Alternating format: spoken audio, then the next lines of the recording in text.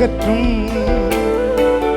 கண்ணீரின் மத்தியில் வாரும் அப்பா வேண்டுகிறே.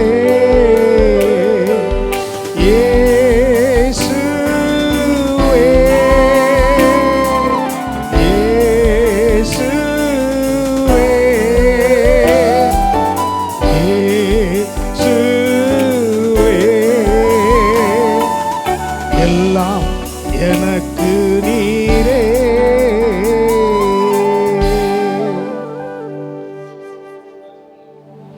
ஏசாயா தீர்க்கதரிசியின் புத்தகம் 62ஆம் அதிகாரம் 3ஆம் வசனம். Isaiah chapter 62 and verse 3. நீ கர்த்தருடைய கையில் அலங்காரமான கிரீடமும் உன் தேவனுடைய கரத்தில் ராஜமுடியுமாய் இருப்பாய். Thou shalt also be a crown of glory in the hand of the Lord, and a royal diadem in the hand of thy God. கிறிஸ்துவுக்குள் பிரியமானவர்களே, இந்த வருடத்தில் தேவனாகிய கர்த்தர் இந்த செய்தியை கேட்டுக்கொண்டிருக்கிற ஒவ்வொருவருக்கும் ஞாபகப்படுத்த விரும்புகிற காரியம் என்னவென்று சொன்னால், நீங்கள் சாதாரணமானவர்கள் அல்ல, நீங்கள் ஒதுக்கப்பட்டவர்கள் அல்ல, நீங்கள் புறக்கணிக்கப்பட்டவர்கள் அல்ல, கைவிடப்பட்டவர்களும் அல்ல.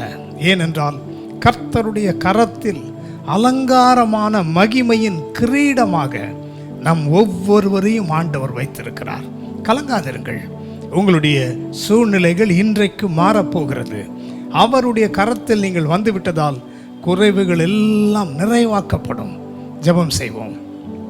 அன்பின் பரலோக பிதாவே, தர்மையான நாளிலும் ஒதுக்கப்பட்டு தள்ளப்பட்டு தாழ்த்தப்பட்டிருந்த எங்களை உம்முடைய கரத்தில் இருக்கிறதை நினைவு கூறுகிறதற்காக ஸ்தோத்திரம்.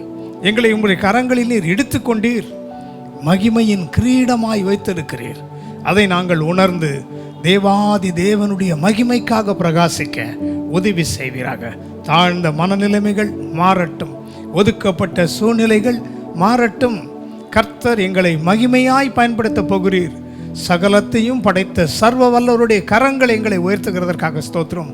உமக்கே மகிமை. இன்றைக்கு அநேகருடைய வாழ்க்கை மாறட்டும், சாட்சிகள் எழும்பட்டும்.